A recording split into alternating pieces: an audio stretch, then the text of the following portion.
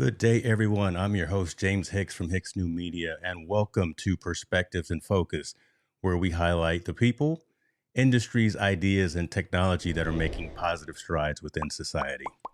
Today's guest, listen, for some audiences, needs no introduction. My guest today is Mr. Tom Buck. Tom refers to himself as a lifelong audio and video nerd. He's when he's not creating amazing tutorials and informational videos on his YouTube channel, you can probably find him sitting behind a drum set, strumming a guitar, taking photos and videos with a wide array of camera gear that's in his home office, or collaborating with his wife on her various content creation efforts.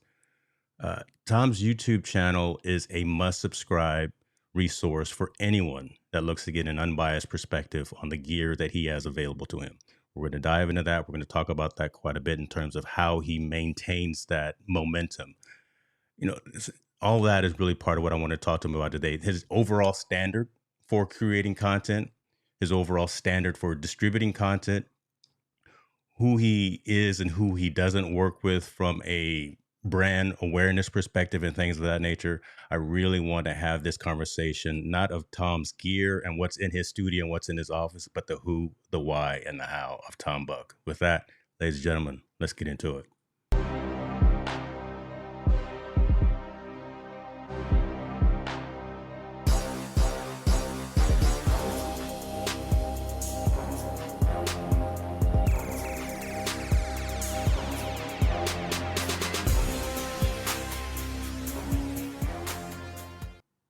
Ladies and gentlemen, boys and girls, listen to me right now. Tom Buck is in the building. Somebody say something. How are you, sir? I am good. Thank you for that intro. It was the nicest thing. I sound so impressive. I appreciate it very much. You can clip it out and record it and maybe use it Yeah, for natural moving forward in your world just as well. gonna No. quote it on my resume from now on. Definitely. Listen, man, thank you very much for taking time out of your schedule. I want to say that first and foremost because I know you are incredibly active, you're incredibly busy, and in Palm Springs is incredibly hot. Yeah, my So watch, we were talking about this. It's just in the red. It doesn't even show like other colors in the temperature. It's just that's terrible. red. I Yeah, am that's terrible. I like a got my warning. Dyson going over here trying to purify the air. I've got all kind of fans going on as well because I knew I was going to get a little warm just with the genius that is Buck here have me Yes, today. So the fire and the knowledge that I am come about on, to man. We drop gonna on bring it. this. We gonna bring it. I I gave a high level elevator pitch, right, of who you are, what you do, and things of that nature. But for my community who may not be aware of who Tom Buck is, again, my community is primarily entrepreneurs, also content Mhm. creators as well, but folks also in the biz tech world. Can you give just that origin story of who you are, please? Sure. Yeah. I mean, you kind of hit it right on the head there. I'm a lifelong AV nerd. I've always loved video cameras and audio gear and all that kind of stuff. And I was a high school teacher for 11 years, and 9 of those years I taught digital media, which was super cool because it was everything I loved, and I would get to teach it. And then in March of 2021, I was able to leave my high school teaching position and then do YouTube full time because I mentioned there was, when you and I were talking before the show, today is a special milestone. Today is the 5-year anniversary of the day that I created my YouTube channel. And so I started that 5 years ago, and it started gaining momentum after a couple years, not immediately. And about a little over a year now, I've been able to do that full time. And the whole thing that I try to do is just sort of share my enthusiasm, not necessarily expertise, because I'm very much learning myself, but the excitement for digital media stuff, audio, video gear, and how empowering, how fun it can be, how useful it can be, and just try to make videos that showcase that and are helpful. So let's talk about that. First and foremost, congratulations. Happy anniversary. Yeah, Have thank an you. Arnold Palmer or something when we get done to celebrate that, which is pretty cool. So that's one great milestone. And a little bit later, we're going to talk about another probable milestone that could be happening within the very short term. Hint, hint. Uh, Hint, hint. Hint, Mhm. hint. Let me ask this though. What drove that decision? Right, you were in Yeah. a nice career. You were doing good things within society. You were teaching the youth. You were doing those things. What drove you to say, you know what? I now want to make a pivot in my life and my career and the things that I'm doing, and go and make content as a full time occupation. Yeah. So I'll start that by saying that if anyone watching or listening knows a teacher, just give them a hug or cut them some slack or something because teaching is really hard. It's incredibly rewarding. But ultimately, the thing for me was as great as my position was, I think I had probably about the best teaching position you could possibly have, where I got to almost make up my own job and create a digital media program. We actually had a budget, even though it was a very low income public school. So it was kind of a dream scenario for someone who wanted to be a teacher. But even despite that, as time went on, the time that I got to spend in the classroom with students working on stuff and teaching and helping kept getting smaller and smaller. And the amount of time that was spent on almost like the political, administrative, kind of like bureaucratic side of things was increasing and increasing. Pandemic did not help with that at all because it took away even more of the good, rewarding stuff and then piled on more of the other things. And at that point, I prior to the pandemic, I was already feeling kind of burnt out, honestly. And as the YouTube channel started to pick up traction, I was doing both, and it was like having two full-time jobs. And I knew that it wasn't sustainable, but the channel wasn't quite ready to sustain me yet. And I didn't really know what to do, but eventually in March of last year, things just kind of hit a point where they were almost even, and I could make that leap. And it came down to knowing that worst comes to worst, I could probably get another teaching job, even if it wasn't as great as the position I had before. Mm, But the moment of being able to take advantage of an opportunity where something you have built has turned into something that could be an opportunity, right. that isn't going to always be there. And if I didn't take that opportunity, I would definitely regret it. And in the time from when I, gave my notice that I was leaving my position to the time that I left, literally every single colleague I talked to, whether they were teachers, administrators, district officials, every person I talked to said that they wished they could leave too, but they had no options. And I just became so grateful for the fact that, like, I guess, what, 3.5 years ago at that point, 4 years ago at that point, I had started a YouTube channel just for fun that then did turn into something. And I just can't tell you how grateful I was for having an option. And it really taught me the importance of creating options for yourself because you just don't know where things are going to go in the future. And Yeah. that was kind of where I was when I made that decision. That's pretty cool. Let me ask about this, because you referenced it to some of your colleagues. So, I mean, I understand now what drove you to that decision, but talk a little bit about just the courage to even make that decision, right? Yes. You wake up on a Wednesday morning and say, you know what, you do the old Dolly Parton, take this job and shove it, and next thing you know, you're making thumbnails, and you're doing right. Right, it's just a Right. I wish it completely was that different. cool, that smooth.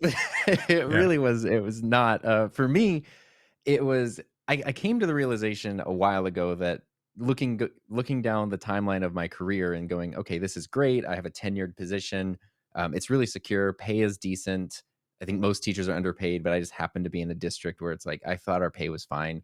Class sizes were 49 kids in a class. That's Wow. insane. But Yeah. pay was fine. Benefits are good. Like, the core of the job was good. And it's like you could stick that out. But then I was looking down the barrel of like for 20 more years or something. I didn't know if I had that in me. And so I started thinking I need to put things in place so that in 5 to 7 years I could change. That was pre-pandemic.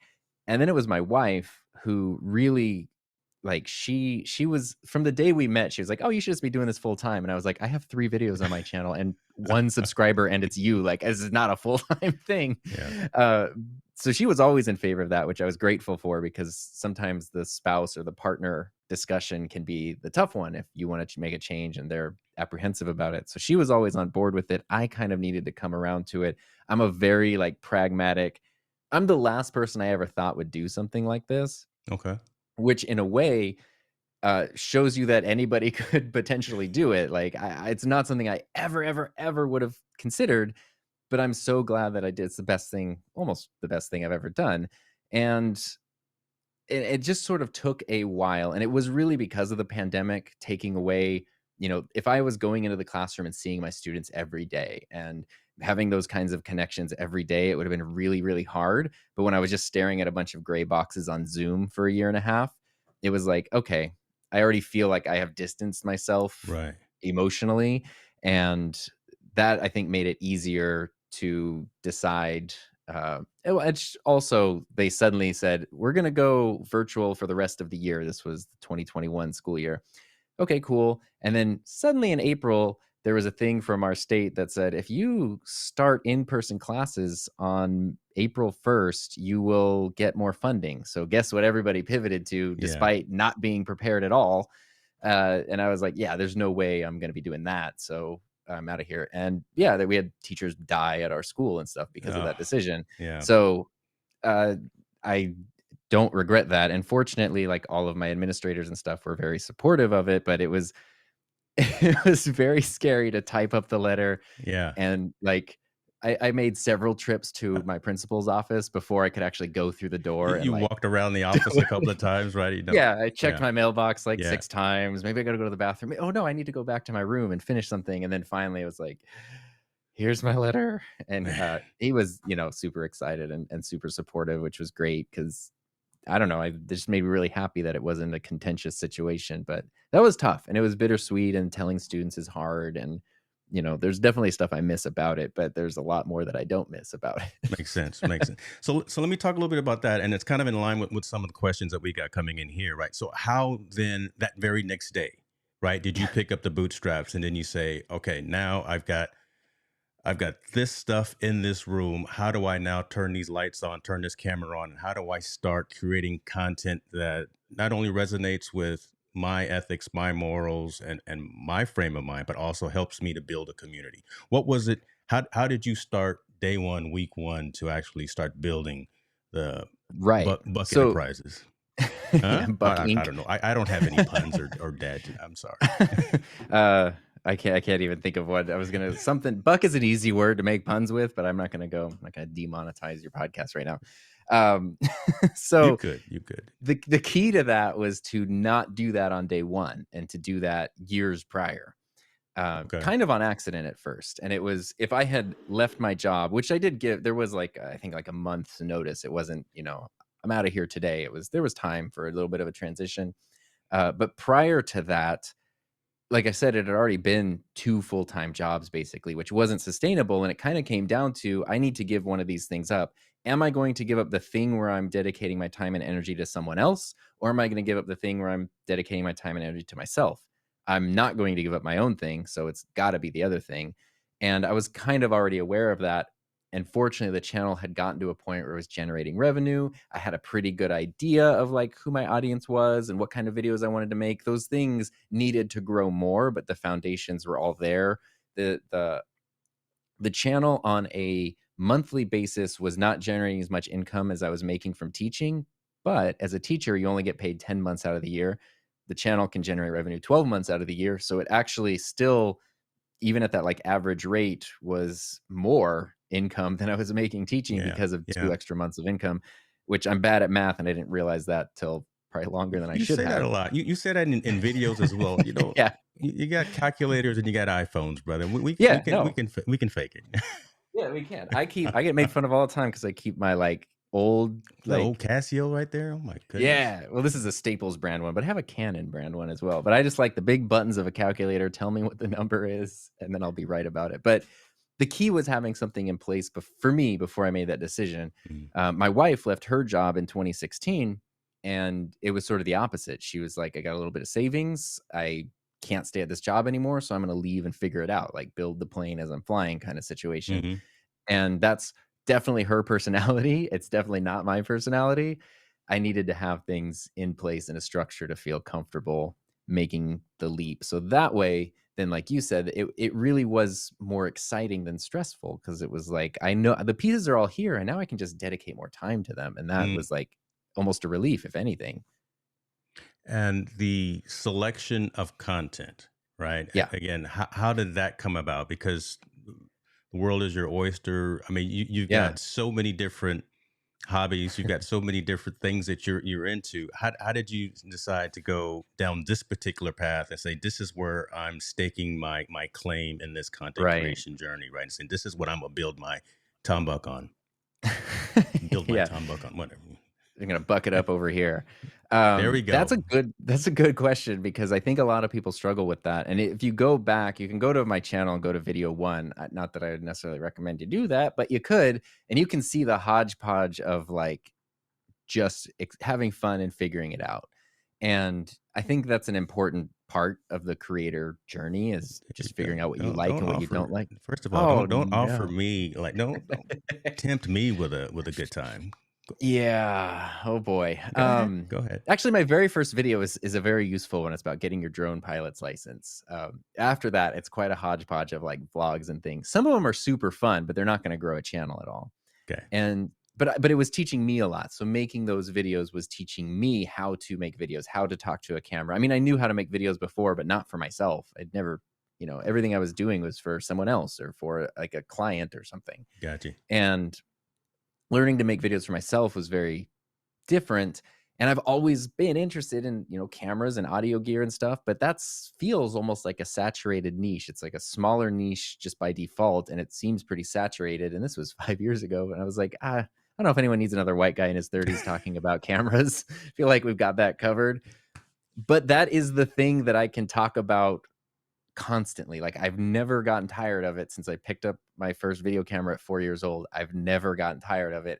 And to me, that was important because there are things like I had a bunch of 3D printing videos do pretty well early on, and I made like 8 of them. And I was like, I know nothing else about 3D printing. Like this is That's it. it. Yeah. And so that would have been a great growth topic for the channel at the time, but it definitely wasn't sustainable for me. So it came down to like, what is the thing that I'm interested in that I never get tired of, that people are tired of hearing me talk about in my real life? That's what I should make a channel about. And it was, I don't want to talk about gear all day, Don't but it do it. was I didn't start it, right? Okay. when the original Rodecaster came out. Oh my.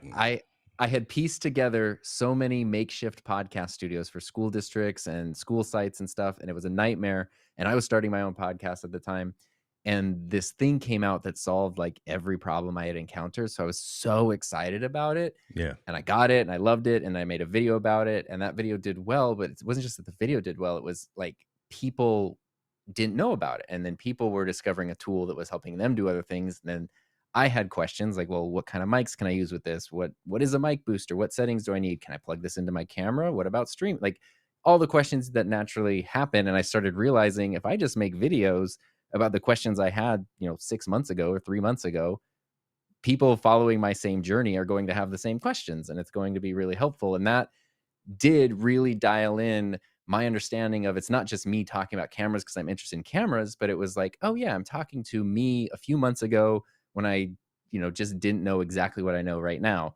And it really did help dial things in or niche down or whatever they might say, like to figure out who is watching the channel, why they're watching it, and what I can do to keep them watching it Gotcha. and help them Yeah. out. Okay. So let me do this. Two things, folks, in the Sure. comments. There's a bot running that's supposed to help with moderation, and I've got to tweak Nightbot just a little bit. Hey, Dr. Elo, I'm gonna need some help from you, brother, because uh, Ken and Jim Oh and yeah, Doug, you're sending some great comments, but Nightbot is slapping you on the wrist. I apologize for that. We're gonna take care of that. My goodness, I'm seeing it and I'm like, oh my gosh, it's just hitting everybody on the cross of the head. And you did see my little shameless road plug here. So Oh. here we go, dude. My Roadcaster Pro coffee mug. That's the last time I'm going to mention it. But So, but if you were to put like a little bit of whiskey in that, would it be a mug shot? I, Wait, where's it? where's the sound effects? Oh There my it god! is. First of all, how do you know that there's not Oh, whiskey in that's here true. right now? It is only 12:19, but Yeah. that's it. By the end of this stream, we'll know for sure. For sure. Don't mix. There you Sorry. go. Don't Let's mix stop. your roads and your shores. Oh my god. I sure don't I want to don't go I on don't that know where to road. go with this now. Right? I see now it's completely gone off the rails. I have derailed the Welcome to train. the Tom Buck experience, ladies and Well, gentlemen. we made it 20 minutes. We had some good conversation. That's Things true. went off the rails. That's true. Let me ask you this, because the primary reason, not just to hang out with you because you're one of the coolest kids on campus, It's but true. the primary reason that I wanted to have this conversation with you, and you started to allude to some of it, is your ethical foundation. And the fact that you've established an ethics statement on your site, which kind of, as I was saying early on, really has become a framework for a lot of us creators to use and leverage. I've changed half of the words and put my name in, act like I wrote it, and it's on my site as well. Talk to us a little bit about why you felt the Sure. need to have so much focus on an ethical statement, and tell folks what's in it who may not be aware of it. Yeah. So the first of all, the ethical thing to do would be to admit that I did not just, you know, pull it out of thin air. But I had heard several years ago, Marquez Brownlee had someone on his podcast, and they were talking about sort of these disclosures they would make about brand deals and sponsored content. And I thought it was really interesting. And I can't remember who it was Mr. Mobile, a channel called Mr. Mobile. That's who it was. And I went to his website, and he has like pages of how he handles like hotel accommodations from a brand, how he handles a free meal. Like it was very in depth and very beyond anything I had ever needed to encounter. But I loved the idea that he was disclosing this stuff and making it super clear for the audience and for everybody. And then it was Kevin, the Basic Filmmaker, had kind of like a version of one. And I was like, I really like this idea. So I'm going to sort of the unwritten rules that have been in my head for so long. I'm going to put those out on digital paper, and I'm going to kind of like try to foresee like things that could potentially be issues in the future, things I don't like on other channels. Like, like sometimes there are good ways and less effective ways to do sponsored content, for example. So it's like, I want to make something where it's not this weird thing that just lives in my brain, but I want to put something out there that's going to be my reminder of Hmm. this. If I want to do something, if someone has a proposal or whatever, does it check these boxes? And I want them to be able to see that. And I want anybody, the viewer, to be able to come and see that as well. It's one page for everybody. Like the page that you're on right now, if a brand reaches out and asks, for partnership or sponsored content, or they want to send free stuff or something, if it gets to a point where I'm considering it, this is the first thing that they will get, this exact link. It's not like, well, here's the real one, which just says, give me money and lots of it. Right. It's like, it's just the same thing right here. And it has been hugely helpful when I first put it up, oh, 2 years ago, 3 years ago. I don't remember time these days, but a couple of years ago when I first put it up, I had a number of people like sending me emails and messages saying that I needed to take it down because it was really going to hurt my channel and hurt my relationships with brands. And I was like, well, I'm not trying to appeal to like the latest mobile game Yeah. manufacturer or Yeah. whatever, that like I don't need to hawk VPNs and stuff necessarily. And what I found is I kept it up, and the companies, it was like a litmus test. The companies that are cool with it, companies like Rode or Artlist or Shure or Deity, like the companies that I would be buying the products from and do buy the Mm-hmm. products from anyway, the companies I would Mm-hmm. actually want to work with, have never batted an eye at it at all. The companies that are just out to like, take advantage of a creator's audience, definitely I never hear from them again after I send them the link. But that's fine. I don't want to hear from them again. So it's been hugely beneficial. It is there. It is tailored to my specific like me. Right. But it is totally, if somebody wants to take it, copy and paste it, modify it, whatever, use it as a template, it's absolutely, you can ethically steal my ethics statement and it's okay. I There you go. I've been given permission because I've already done it. Yeah. So yeah, Yeah, no, I think it should say on the page, unless I accidentally you do deleted that. it, That that was you the can only reason take why it. I Yeah. did it. I will make sure folks have a link to hi, my name is Tom.com. Yeah. That and so darn Tom, right? I mean, just your naming conventions are amazing. So Well, yeah, I got it. The "Hi, my name is Tom" thing, there's sort of a funny story behind it, which is like potentially a problem. But so I've always been a fan of Blink-182, okay. the like pop punk band. Yes. Back in 2009, I signed up for Twitter for like the first time. I didn't know anything about Twitter, so I just looked up Mark Hoppus from Blink-182, and his screen name was "Hi, my name is Mark," and I was like, "That's really funny." I don't know why that's funny to me. I just thought that was really funny. And at the time I was putting together a portfolio website, and I was like, oh, like tombuck.com is taken by a guy who does voiceovers, also named Tom Buck, but it's not me. So I couldn't get that one. I was like, oh, hi, my name is Tom.com is available. That's cool. And so I signed up for it like in 2010 or something. What I didn't know, and I didn't know this until like a year and a half ago, is that Mark Hoppus has a company called Hi, My Name is Mark, and that's like Oh he wow. sells things, and it's like it's a whole thing. And I was like, oh god, I don't want to be like the like Bobo dollar You don't want to store get version those of this. emails, right? Yeah, you don't want to get Yeah. those emails. Which has never been an issue. I don't sell anything under that name. It's not like our LLC name. It's just my dumb URL. But it was like, oh god, like after everything had already been like shifted to that domain. Um, I don't know. It's fine. Like it's fine. But that's the story behind that. And Folks, so darn Tom was a typo. So folks, we learning some good things here, man. Right? We know yeah. all about everything that's in Tom's office. We know about the blue. We know about the wide array of cameras and microphones. But this is the stuff that you can't buy. This Right. You can't. No this affiliate links for this. none at all. Let me ask you another question. You again, you referenced this as well. The support that you have from, so shouts out to Heather, right? Shouts out Yes. to the support that you have from your wife. And let's talk a little bit about how important that is, right? Again, because doing what it is that you do at the level that you do it consistently, Hmm. uh, man, that would be tough, right? If you didn't have that support right next to you, right, your partner right there. Talk to us a little bit about what that is. Talk to us a little bit about also how the couples table has kind of evolved into something where you're doing more engagement with the community, right? You've opened Hmm. it up.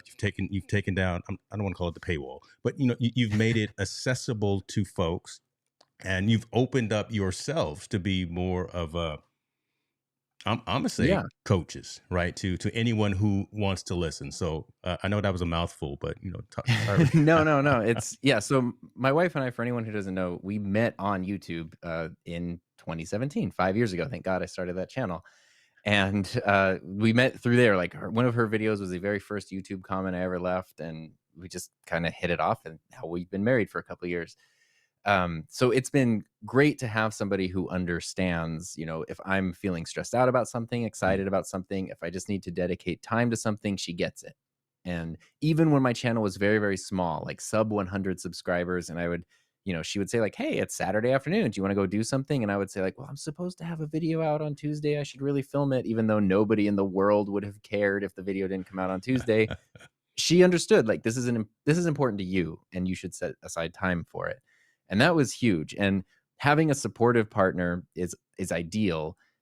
Having no partner, like just being alone, would definitely be easier than having an unsupportive partner. And I know there's tons of people out there who it's like they have to record their videos at 2 a.m. or something right. because they cannot carve out time, or it's like almost like they're not allowed to carve out time throughout the rest of the day, and they have to just take whatever they can get and burn the candle at both ends. And it's really, really tough. So having that understanding, in my case, of somebody who's done it themselves, she's been on YouTube longer than me, so she knows like what it's like, and that is hugely helpful. And all I could say is if someone has a partner or is a partner that, I don't know why they'd be watching this if they yeah, it doesn't make sense. But if someone has a partner that doesn't get it because they're not doing it too, just being open and supportive and encouraging.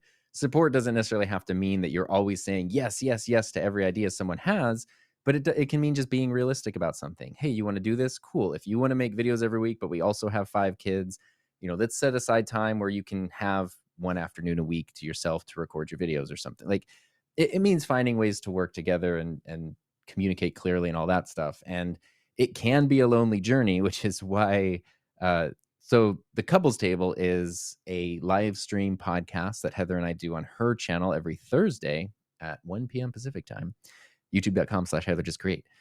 And that Shameless started as a plug. yes. Oh, there's no yeah, I would say there's no There's no shame there. shame. It's all Shameful right. It's going to plug. be in the description anyway. It's all good, brother. Yeah.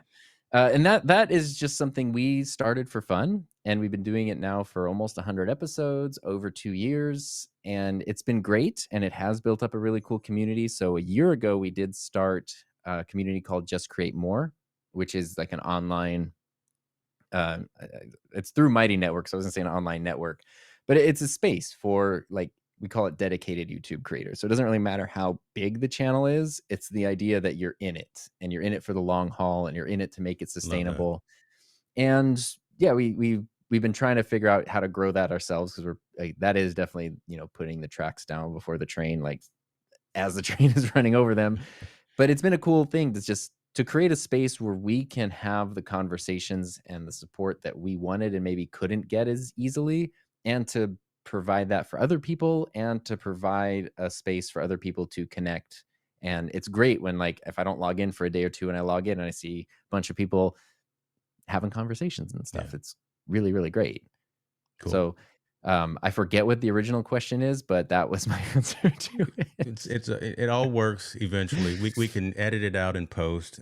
It's all fine and dandy. No, but you answered. It was again having someone supportive. Right, that's what it How was. important that is. Glad I got my show notes here in front of me because we can go on tangents for all day. Yeah.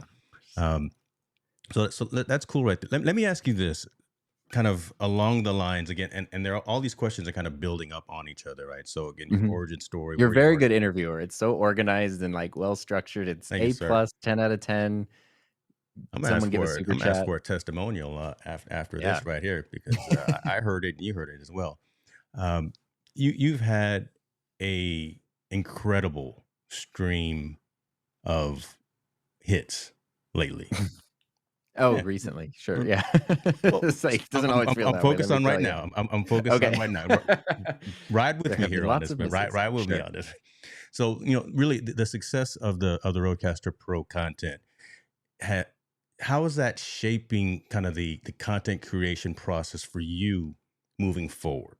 Right? Because it's almost it's I don't know if I want to say if it's one of those once in a lifetime kind of things, but it's just something that you were or are passionate about, you are deeply Yeah, involved in. It's something that you use on a daily basis, and it just was a cool product. And then you were able to get early access to it, make yeah. some fantastic content about it that's still resonating today because it's still very early on, right? We're still Right. getting these things in Like, the a mail couple now. weeks, yeah. Um, how has that shaped and how is that shaping what you do from last week moving forward? Or does It that shape it your content creation journey? it does, but maybe not. So it does and it doesn't, I guess. Okay. Because the Rodecaster, I mentioned it, like, helped me get an idea of what my channel is. And the thing about the Rodecaster is, like, my excitement for it. The analogy I used a while ago was comparing the original Rodecaster to the original, like, Nintendo NES, and the Rodecaster 2 to the Super NES.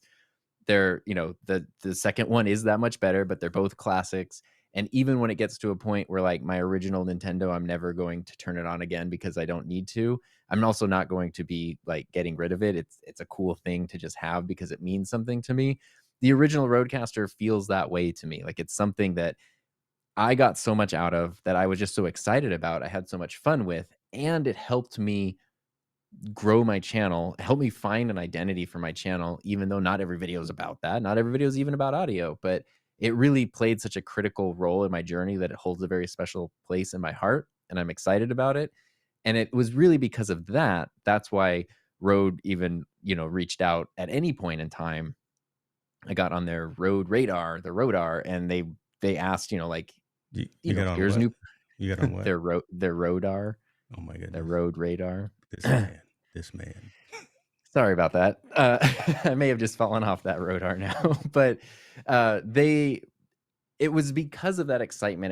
There wasn't any, like, broader strategy than that. It was just, I'm sharing something I'm excited about. And fortunately, the people who make that thought that was cool. And so then they reached out, and with the Rodecaster 2, their their original plan, of course, was we're gonna send a handful of them out to people to, test and make videos about, so that they're ready for release day. It's the only product I ever said that I would do, like, release day videos for, is if there was ever a second Rodecaster, because I really don't like embargo or release videos, but this was Right. just such an exception for me that and it happened. But it just so happened that for, like, several different reasons, the the full firmware wasn't ready, and they were hesitant to send out beta firmware because, God forbid someone's using beta firmware on a stream or something and it messes up, and then a bunch of people start running with that and thinking, like, "Oh my gosh, this is a huge defect," when really it's like, "No, it was just beta software, it Right. happens." Right. But not everyone understands that. So they were hesitant to do that at one point. Then they were like, we know this is an issue. We don't want there to be no videos about this. So they offered me, like, early access to the beta firmware. And at one point in time, this is like the coolest thing. At one point in time, I was the only person in the world outside of Rode that had a working Rodecaster Pro 2 for like 2 weeks. And I Love it. thought that was not to be like exclusionary or gatekeepy, but that was really cool. Like, come on. That was awesome. And so where that fits in the creator journey was that had come right after no, it was before. Before? I don't know. It came right after, I think, my friend Peter Lindgren from Sweden came to California and stayed with us for a few days, and he and I made a whole bunch of videos together. He has a hugely successful YouTube channel, and kind of like watching his workflow and seeing how he could take a situation and turn it into 3 videos and Mhm. balance all this stuff and, like, take advantage is the wrong word, but how he could take advantage of opportunities and circumstances. I thought that was really interesting, and so then I found myself in this situation where I was like, "Here's the thing people have a ton of questions about. I'm literally the only person other than Yes. the company who can provide any answers right now. I need to take advantage of this because this will not happen again." And thankfully, in a couple weeks, everyone's gonna get their working stuff and be able to put stuff out, which is a good thing. But for this little window of time, I should, like, not only answer the questions that people have, but also, hey, maybe I should make a couple extra things because it's probably gonna do better than it would normally. And I guess that was being a little more strategic than I typically am with my videos. So that was kind of it was a really good lesson in recognizing a moment that you Mm. should take advantage Yeah. of because the stars align. It benefits me, it benefits the viewer, it benefits the company. Like everything was connected. Not that any of those videos were like paid sponsored videos or anything, but it was just recognizing that was important. Equally as important was recognizing like when to stop that or to take a break from that. And, I'd put out like normally I put out videos every Thursday. And so the Roadcaster thing, there were times where like Saturdays and Mondays, I was putting out like extra Roadcaster videos, Right. still doing my Thursday video, but then my Thursday one would be about like a lens or Listen, something the entirely anamorphic different. lens video was good. Don't stop I beating love that yourself one. about that, right? No, no, That no. was I love it. that was a That good it's a video. great video. Yes, it But was. every time I would do that, people would say like, "No, we wanted more Rodecaster stuff." And it's like, "No, that's my conscious choice to remind people that this is not the Rodecaster Pro channel. That's a character on the channel in a way, but it's not the main character. Like it fits in, fills a role, but they're being sure to always remind people of the other thing. So it's like, if I do a whole bunch of audio related videos over here, okay, now let's talk about cameras or streaming or, like if I want the channel to be about these several things, I have to remember to like sprinkle out topics about those separate things. And Right. that's learning how to balance all that takes time. And that's kind of what I've been trying to do lately as much as I can. That's very cool. And listen, I know Mr. Kirk Nugent is on here, and one of his statements is there's don't be humble on the live stream, right? You had an opportunity to Yeah. really be that subject matter expert, to be that person that the consumers look to very early on to get information about a product. And Oh then he no, what did I switches cameras. do? Oh my God. See, Sorry, I stepped on my foot pedal and I played my podcast outro for you. I'm let me so step on my sorry. foot pedal. No, okay. But the fact that you had that opportunity, that window of opportunity to be that person that we all look to, and I'm glad that you went into detail saying that these things, this may not happen again, but while Yeah. I have this opportunity, I'm going to take advantage of it, and there's nothing wrong in that because No, not at all. your history, your catalog shows that you are again that unbiased person. You will say exactly how you feel. You will say if it works, when it doesn't work. You probably told everyone to upgrade to 1.04 firmware because all the other ones were bad. But right. But you walked us through all of the intricacies from a enthusiast, a user, and Yeah. from a third party. You weren't road badge. You didn't have the road hat on, which was cool, right? Yeah, those weren't paid, no. Yeah. Um, Now I asked and I wonder, moving forward, the fact that you said that you were able to see that particular opportunity, and again, does that maybe shape your engagements with other brands? I'm not going to mention any other brands, but I'm just saying, if someone comes to you with something that's, I'll mention the brand. If Sony comes to you and says, Tom, the A77, right, next year, Yeah. the A7R7, 128 megapixel, and was Rode your New York trip? That was supposed to be, but Okay. I think somebody got sick and they had to cancel it, and they were like, "You Okay, keep the okay. tickets if So, you right, want." if Sony wants to fly you to Japan to show you the A77, right, and that opportunity presents itself, do you kind of now have an idea, kind of a framework or a precedence of how you're going to deal with something like that moving forward? Yeah, definitely. So, in a couple different ways. That's also a really good question. A big thing that I've learned, I've been very slow, probably slower than I should have been in learning how to work with brands and stuff. Because initially, when I started my channel, it was like, this is not a source of income. I'm never going to like use an affiliate link or anything. And then I realized I was just being dumb and like essentially robbing myself. There's no reason to be that, like to just shoot myself in the Pretty foot that much, way. man. Get those Yeah. genius links out there. It's all good. No worries about it. 100%, 100%. But, at the same time, I'll also never make a video just so I could share an affiliate link or something. Like that won't happen. Today is what, the 29th? Today and tomorrow, you'll probably see on a lot of YouTube channels, you're gonna see a bunch of videos pop up that aren't the best videos, but they have sponsor segments in them. And that's because those channels were obligated to create sponsored content this month. They procrastinated. Yeah, It's the end of the month. They're going to put out a very low effort video just to like meet the sponsorship requirement. And stuff happens. I'm not trying to throw shade at yeah. anyone, but that's not a thing I would want to do. Like that, it's just not a thing I would want to do. So a lot of it comes from building relationships. Um, Last year, I started doing some sponsored content with Artlist. So yeah, summer of Mhm. 2021. And it's because literally 5 years ago today, I created my YouTube channel. 5 years ago today, I also got my Artlist account because I That's cool. did both things at the same day, even before I made a video. So it's been a part of my journey.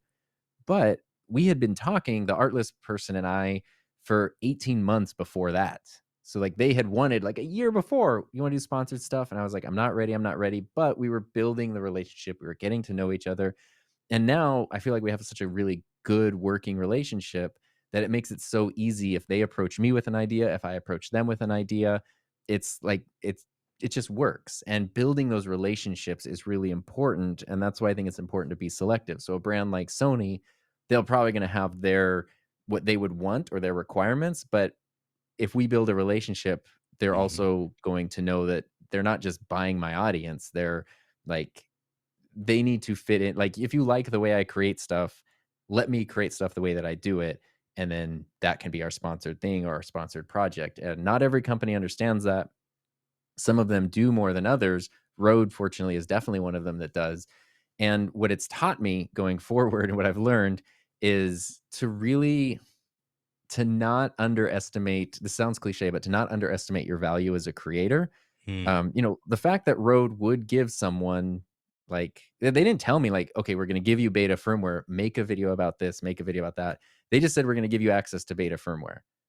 That was it. And then I just started making as many videos as I could with it about things that I thought people had questions about. Right. And that was it. And that was really, really cool. But obviously they did that because they saw the value in having they could have made those videos on their channel and they probably would have been better and more accurate even, but it doesn't matter if I'm saying the same things they are in some way, having it not come from them Exactly. gives it a different weight. And companies recognize that. So what I've learned is in the future, I want to be more aggressive about actively reaching out to companies I either know or want to start partnerships with and trying to find like instead of waiting for them to say, "Hey, we want to sponsor something," say, "Hey, I have this idea. Do you want to sponsor it?" Like trying to make things happen my way. Like I mentioned Peter Lindgren coming to visit. I would love to go visit him in Sweden. It's like $5,000 for plane fare, so I'm not gonna be doing that anytime soon, unless maybe I could find a company and pitch them and go, "Hey, I wanna go visit this other YouTube creator over here. I have this idea for a video. Can you pay for the trip?" Love it. Like, using those things to make stuff happen that I want to have happen, I wanna be more aggressive about that in the future. That is the creator's mindset that I wanted to get into, and um, you got to love it when the trolls start coming into the comments I there. know, I was like, So, "Wow, I just saw a lot of emojis down there." but you know what? But see, there's my bot kicking in and knocking him Yeah, out. So you I don't go, know. Nightbot. Whatever. Well, I'll fix it. I blame Elo, Dr. Elo, because he's the one that Yeah, me turned me too. on to it, and I don't know what's going on. Um, Listen, you are around the corner from another milestone, right? You really are. Yes. Yes. Not the one we talked about before the show. I won't give that personal one out unless you wanted to, but I want to talk about what is it here? I'm looking at it. 16 days, maybe. 16 Oh, days. you're on the social blade. Um, Yes. 16 days until you are projected to be at 100,000. What is 16 days from today? That would be the 15th, 13th, 14th, something like that. Something like that. So here's another thing that I yes, I know exactly what you're talking about, hitting 100K. Yes, I'm aware of it. I could pretend to be humble and be like, Yeah, you "What? listen, I know Are you're you hitting crazy?" refresh on the No, I'm firmly aware of this because it's something I never thought would ever happen. I never thought I'd get 100 subscribers, much less 100K. So the fact that it like is seemingly close is amazing. The cool thing though is I started my YouTube channel on June 29th, but July 13th is when I uploaded my very first video, 2017. If I can just increase my channel's growth just a little bit, it'll push that prediction to hit that milestone on July 13th, which would doesn't matter, probably won't happen. Would be really cool. 5 years to the day later to hit that milestone. Come on, that'd be awesome. You know what? Um, We'll see what we can do to make it happen. I'm watching. So my audience is primarily right now still on Twitter, and I'm right. seeing analytics. I'm seeing there's a lot of folks watching on Twitter. I wish they would come over to YouTube, but that's all good and dandy. We've No, just given you an action item. it's Subscribe. an yeah. But honestly, like only if you actually want to, because having a bunch of people subscribe and never watch Well, and anything, that's what I was going to say. actually not a great thing. Yes, that's what I was going to say. I was going to set that Yeah. precedence, right? I mean, take a look at the content that's out there, and if it resonates with you, take a look at him. He's at Yeah. 98.7 right now. Goodness gracious. Maybe. Um, Also my body temperature. there we go. It's been too long since we've had a Tom Sorry. Pond. Where's it going? Where is it going right underneath the Conan O'Brien plaque? Oh, that is I don't want to jinx anything by counting any chickens before they're hatched. Dude, So this chicken is ready to pop. Come on now. The shell is cracking. Come on you know now. what I'm honestly waiting. What would be the story of my life Yes. would be that at the end of this month, YouTube announces that they're going to stop the creator award program or something like that. Is Don't do that. part of me is very much expecting that to happen. So I'm going to wait until anything. But what I think is actually important to talk about, because we see like silver play buttons, gold play buttons, and does it really do the numbers matter? People say yes, people say no. Um, there is no answer because it's a meaningless just thing that you assign whatever value you want to it. A milestone, Good point. any milestone. Good point. Yeah. So when I met my wife, she had 4,300 subscribers, and I remember that because she came to like do a workshop in my high school class. And of course, the first question any high school kid asks someone when they're a YouTuber is, how many subscribers you have? She said Yeah. 4,300. And in my mind, 4,300 then became the legit number because she was a full-time YouTuber who I Right. thought was amazing and super Yeah. cool. And if I could ever get 4,300, I would be set forever, was what I thought. So we can assign these things to ourselves, like the milestones that matter. And obviously there's people out there who, they can create one or two videos that go really big and then they blow past the silver play button. There's people who create for 10 years and never get it. For me, the reason that I am excited about it is very early on when I started doing YouTube, I heard someone compare the silver play button to like a college degree. And I was a teacher at the time. And Mm. I like college. I like learning. I like academics and stuff. And I was like, that's really interesting. And what they said, I honestly don't remember who this was. It might have just been a random post on Reddit or something. But what the person was saying was that by the time someone has been creating consistently for several years at least, to the point that they hit that, it doesn't just mean that they've amassed a number, but it means that they've probably also been able to build up a certain skill set and like literacy in business and branding, in production. Like you've sort of like checked all these boxes on these skill sets and this knowledge that you have. And if that's the path that you're taking with your channel, when you get that recognition, it's almost like getting your diploma of like these things. This is proof that you actually could do the Yes. things that you start out to. And I always thought that was really, really cool. And I don't know, I just thought that would be pretty amazing. I never thought it would ever be possible until like the channel just kept growing. And thinking like, wow, I'm at 60, 65, 70. If this keeps going, there will be a milestone at some point, which is very exciting. And I know, like, it doesn't actually change anything, but it also changes everything. And I don't know. I don't want to be focused too much on numbers, but I also don't want to be that person that's like, it doesn't really matter. Like, no, it totally freaking matters. Right, right. Because I spent most of my life feeling like no one cared what I had to say. And now I get to be on your show where you're asking me questions about how it feels to almost have 100,000 people care about what I have to say. That is really cool. And I don't want to do disservice to that by not appreciating it or respecting it as something that's awesome in my life.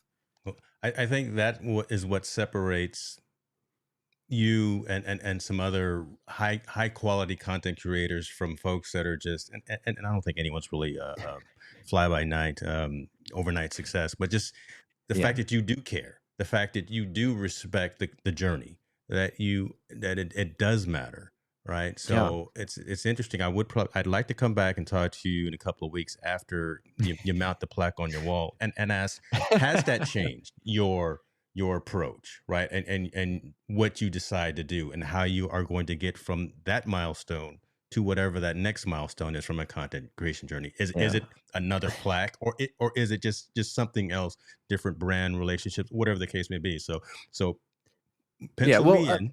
sure. I'll be streaming from my Lamborghini and You like, never know, right? but Probably.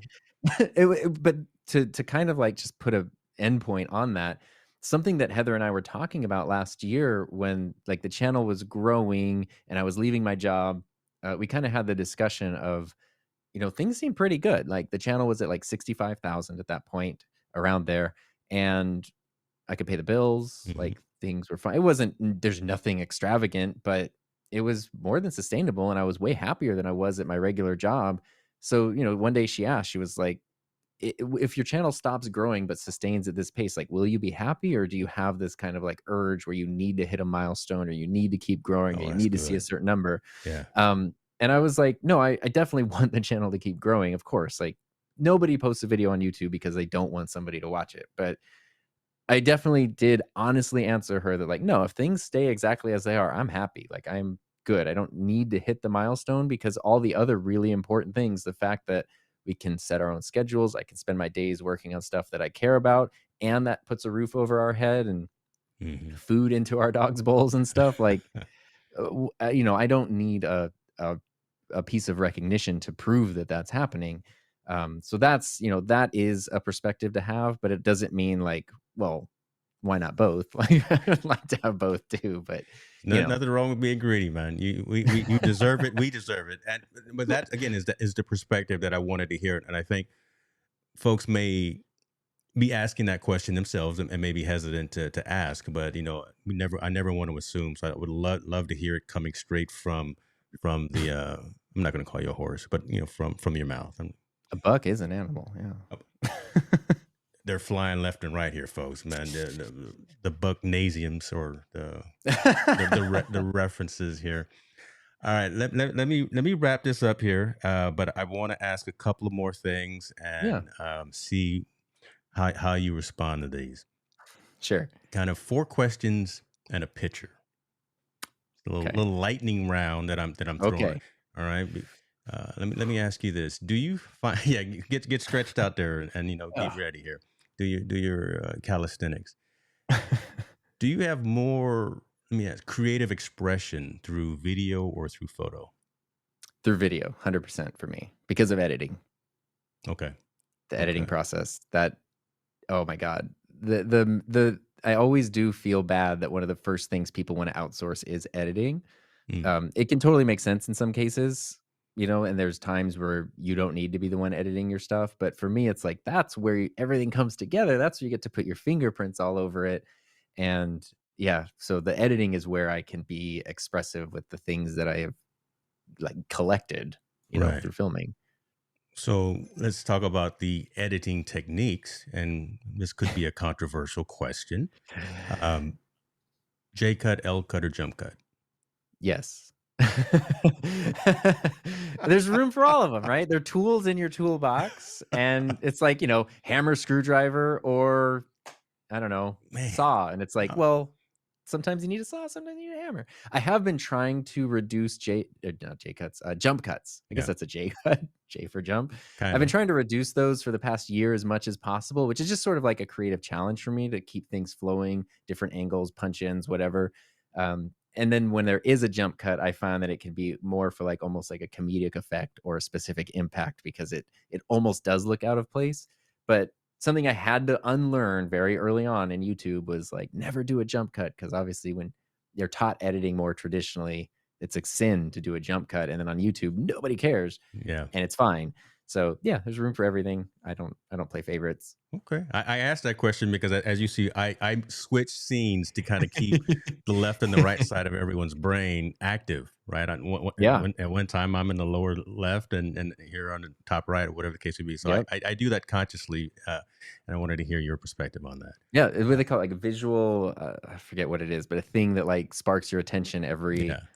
every so often. You kind of need that to pull you back in. I'm sure people hate it when I do it, but I'm going to keep doing it. No, keep doing it. Okay. Controversial question. Two controversial questions. Uh, Canon versus Sony. Okay. You don't have to answer if you don't want to answer. You can No, say pass. okay. It's Sony. If you don't have a camera, you need a camera, get a Sony. But it's hard also to buy a bad camera in 2022. But yeah, Sony from a Okay. what is it, 2007 to 2021, however many years that is. Yeah. That many years as a Canon user, I say Sony. Okay. See, you're going into further description than I. I just was asking for one word answers. Sorry. Fender versus Gibson. Oh, Fender, 1000%. Okay. See, there we go. Yeah. I'm looking for some. There we go. Okay. That's No, what's I on need the wall there. Fender Right? all the way. Yeah, Done. yeah, Okay. Um, Top apps that you have on your mobile device or your laptop, excluding we love them, but not Final Cut or Ecamm. yeah. Okay. Shoot then. The YouTube Studio. On my, let's see, I'm trying to think of stuff. The Notes app. The Notes app is huge for me. Just the Apple Notes app. That's where like I outline everything, brainstorm everything. Yeah. Very, very big. Photoshop, big one. As much as I hate Adobe's subscription pricing, still Amen. use Photoshop constantly. What are some other ones on my phone? I'm trying to think of like what is around Twitter and like Reddit. I guess You are active on Twitter, and I love it. You don't, I'm at you and I'm mentioning you on Twitter, and you don't. You just talk to the road folks. I'm like, hey, I haven't seen. I'm dude, also. I've been hitting I you up. try to check my notifications. I No, you try don't. to check them. No, you don't. I do. I try. Because you sent out a very personal, a very Yeah. emotionally personal statement the other day, right? Mhm. And I said, that's pretty good. I wanted to see if we could go into that today, but maybe we'll hold it off for another day. But I'm watching you, man. I'm not stalking you, but I'm just doing my No, research.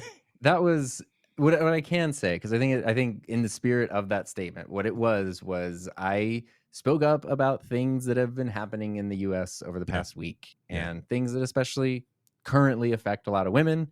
And it's very easy as a white guy in his 30s to just sit back and go like, um, I can't do anything. Sending a tweet's not going to change anything. But also a thing that I had a friend tell me was the people who are feeling oppression aren't the ones that anyone listens to. Is the people who don't find themselves in positions of oppression that people will listen to or pay attention to. And it's like, okay, I can't affect any kind of great change, but I can at least not be quiet. And yes, maybe me in my own way, which might be kind of clumsy and messy, not being quiet, maybe that will help somebody else not be quiet, and that will help somebody else. And if a lot of people aren't quiet, maybe that will actually do something. And I think that that is very important, that if there's something that you feel is wrong happening, yeah, that you don't just stay silent because you don't think it directly affects you. And I felt very silly posting like, yeah, I'm going to post about the Roadcaster and I'm going to share like a Simpsons clip or yeah. something, but I'm not going to say anything about this thing Yeah. that's on the top of everybody's mind. It didn't feel right, you know? That speaks volumes of who you are, and I think it also in terms of why many of us are doing what it is that we do on this content creation journey, right? I look to have those awkward conversations with a lot of folks because healing comes in the dialogue, and we are making a change, we are making a difference by reaching out to our sphere of influence because that then reverberates out. So no, man, let's keep doing it. I'm gonna keep retweeting the things that you say. I'm gonna try to keep making the I'm same gonna funny. keep checking notifications. You're I'm not looking at them. It's embarrassing to me, to be Are you honest on with my you. mute blocked list? No, I'm kidding. Probably. I listen. Let me stop. So that was four questions. Now I got a picture. I Okay. know the proper terminology within the aviation world.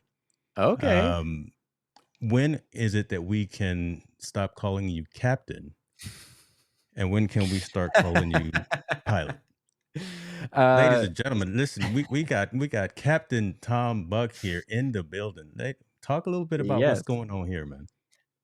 Yeah, so, you know what? I can tie this all together in a beautiful little thing. Very first video on my channel, how to get your drone license. When I started getting my drone license in 2017, I've had a very long-term fear of flying, but getting the drone license made me really interested in aviation because I started learning about all the systems that go into it. That's really what the drone license is. It's not so much how to fly a drone, it's how to exist in airspace where other things are Yeah, already flying. yeah. And I found that really fascinating. I actually loved the test part of it and studying for it and learning about it. And Oh, so you I've have your Part 107? I do, yeah. Wow. Um, Okay. Okay. yeah, I'm really excited about that. It's a super cool That's thing. pretty Not cool, that I brother. need That's pretty It's cool. really cool. So Yeah. technically I am a pilot. Yes, you are. I'm a drone pilot. But it kind of like was sort of this interesting thing that sort of put a bug in me about learning to fly seems sort of interesting. And then I stumbled across some YouTube channels. Aviation YouTube is a thing where pilots have channels and they document their like trips and their processes and their planes. And I was like, wow, these are just like normal people. It's not, you don't have to be a commercial pilot in a 747. Like you can just fly a little Cessna around. And yeah, so, part of that was last week, I booked a discovery flight, which is if you're thinking of going to flight school, it's the first time you get to go up in a plane, you learn some of the basics, you handle the controls for a bit, and then you decide if you wanna go further, and it was just super cool because Heather came in to use the restroom while she was, like, dropping me off at the airport, basically, and she came in to use the restroom, and they were like, "Hey, do you wanna, like, sit in on the little lesson and go up in the plane?" She's like, "Okay." So we both got to go, which was really cool. And now, yeah, now it's just a matter of I loved it. It was the coolest one of the coolest things I've ever done. A crazy experience. Like we flew, in a circle for 30 minutes. It wasn't like we did anything crazy. But like to be in control of a plane. I'm Yeah. scared of flying and to be in control of a plane and feel just excited about it was like That's the biggest amazing. cure to a fear of flying.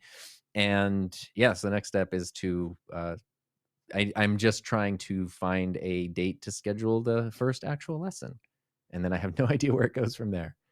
Well, fly from Palm Springs up here up to Sacramento Metro Airport. That's the little one. So and Yeah, I'll all about the little airports, little yeah, regional I'll be airport. there for you. I'll be there sitting in the back as well. Um, Yeah, I could take brother, you up. what's next, man? You've got I know the notes app is full with to-do lists and check marks, things of that nature, but what's next for Tom Buck? I mean, like, I wish I had, like, the most exciting answer in the world, but creator-wise, it's Just lunch? trying to Is that what's yes, next? lunch. It's trying to just keep things sustainable, like, I love what I do, and I wanna keep doing it as long as I can, and anything that I can do to make that happen. That's kind of what I'm focusing on. Doesn't really mean huge shifts and stuff. It's like try to make each video a little bit better than the one that came before.